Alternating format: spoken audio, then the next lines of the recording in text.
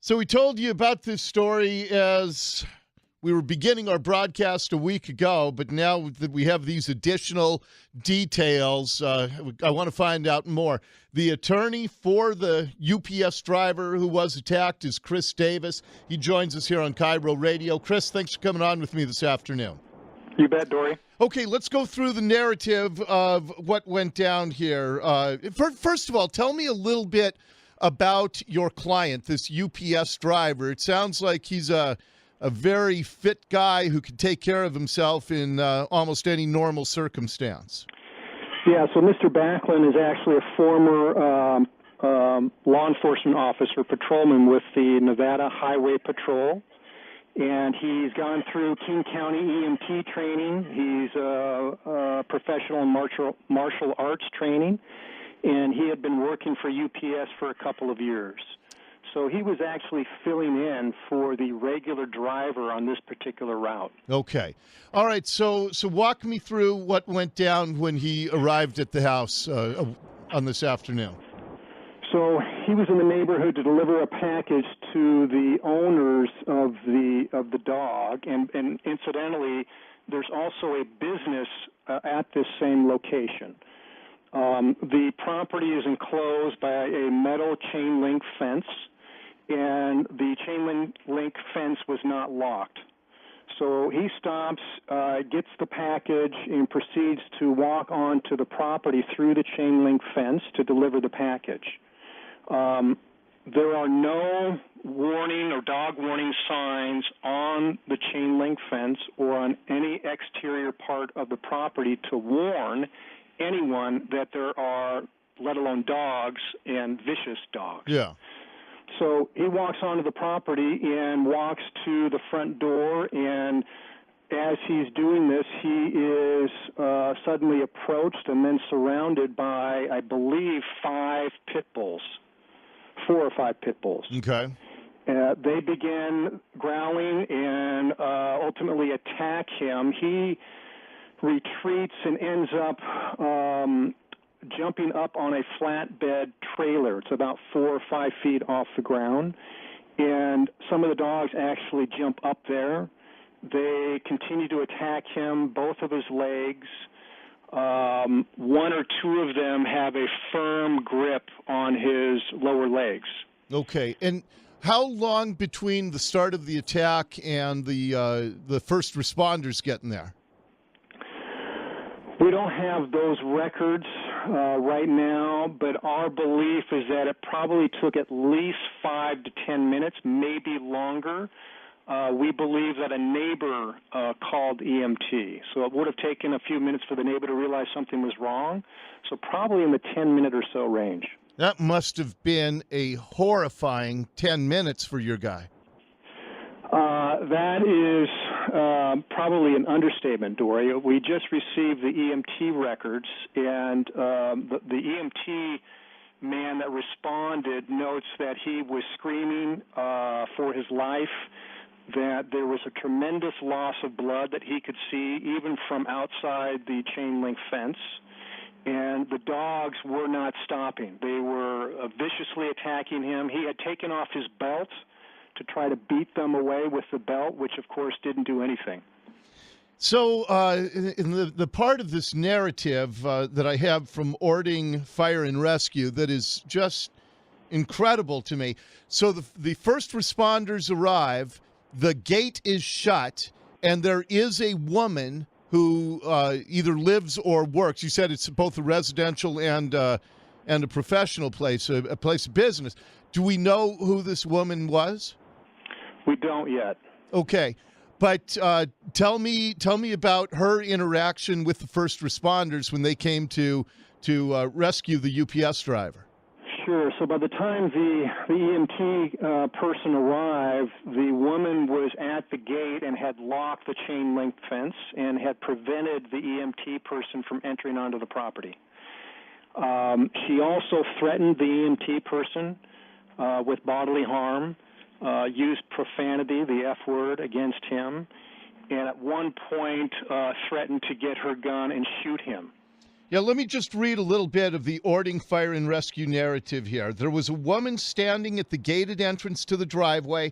I asked her if they were her dogs, and she said yes. I told her to get her dogs under control, and she said, the driver was trespassing and kicked one of my dogs. They are going to kill him.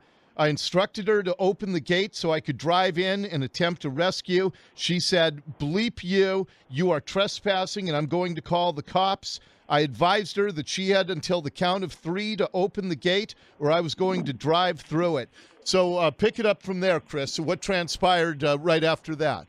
Well, then, of course, the EMT, thank God, decided to ram the fence and enter onto the property, and he did so and was able to get Mr. Backlund, allow him to enter into the EMT truck through the passenger side window while the dogs were continuing to attack him and maul him. Yeah, and according to this narrative, at first they pulled up close to him and wanted him to drive or to jump onto the roof of their vehicle. He said he was unable to because of his injuries, and so then they maneuvered so the passenger window was close enough to him that he could crawl through it, but the dog is still latched onto his leg while he's crawling through the window, it sounds like.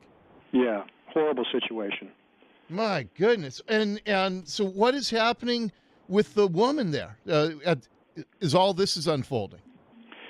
Well, I mean, the record that you're reading from suggests that she just stood there and observed while all this happened, and then, according to the EMT, she was angry that he had rammed the fence because her dogs were then going to get out of the property. Yeah, again, back to the narrative. The woman began to yell, "You are a bleeping idiot. Now the dogs are going to get out." She also yelled, "I'm going to get my gun and shoot you." And meanwhile, I mean, there's a chance that Mr. Backlund could bleed out from the severity of these dog bites, right? Absolutely. And I know that one of your staffers was on the phone with my producer, Nicole, this morning when you got the pictures of his injuries. Can you tell me a little bit about that? Well, as you can imagine, they're gruesome. Multiple lacerations and deep lacerations exposing, flesh and I believe bone in one situation. He required numerous stitches. And I mean, they're terrible injuries. How's he doing today? I think overall he's doing much better. A big part of this is the emotional impact. It's really a frightening situation to be attacked by vicious dogs like this, and so one of the things that he's experienced is reliving the situation. Of course, he's having difficulty sleeping. But, I mean, he obviously feared for his life and thought he was actually going to die. What is so you were on board for a civil case against the dog owners, I assume? That's correct. What is happening criminally with the dog owners? So the prosecutor's office in law enforcement has been fairly tight-lipped right now. They're telling us they're doing an investigation. We believe that they seriously should consider criminal charges, certainly against the woman that prevented access onto the property. I can think of probably at least 3 to 5 different potential criminal charges that may apply. Well, I mean, what are those criminal charges? Because to a layman like me, Chris, that sounds like attempted murder. Yeah, I don't know if it would meet all the elements of an attempted murder charge, but certainly, one of the first things that comes to mind is kidnapping, unlawful imprisonment. Her statements to the EMT officer certainly constitute threats of bodily harm. I would probably add an obstruction of justice charge. There's a statute that prohibits intimidating a public servant, which probably would apply, and of course disorderly conduct. Those are the charges that readily come to mind. Do you have any clue what in God's name could be going through the mind of a human being that's watching a man getting mauled to death and not only stands by and does nothing, but does everything she can to, I mean, if this narrative is correct, she did everything she could to prohibit the guy from getting saved. Well, she obviously has to be a fairly cold, and I don't know if she's a sociopath or somehow mentally ill, but for any normal human being that would observe this horrible situation certainly would have done anything possible to get the dogs off, to allow the person to come onto the property and render immediate medical assistance. And the fact that she was more concerned about her dogs and prevented my client from escaping this horrible situation is depravity. What's happened to the dogs? Have they all been scooped up, taken in? Yeah, so animal control has quarantined them as they're required to do by statute. I think it's 10 days. And I'm sure the animal control authorities will issue a dangerous dog declaration, and I'm hopeful that they will probably recommend euthanizing these dogs. I mean, they're too dangerous to be exposed to the public. And are they all pit bulls? Do we know the breed for certain? The information we have is that they are all pit bulls. Yes. Okay.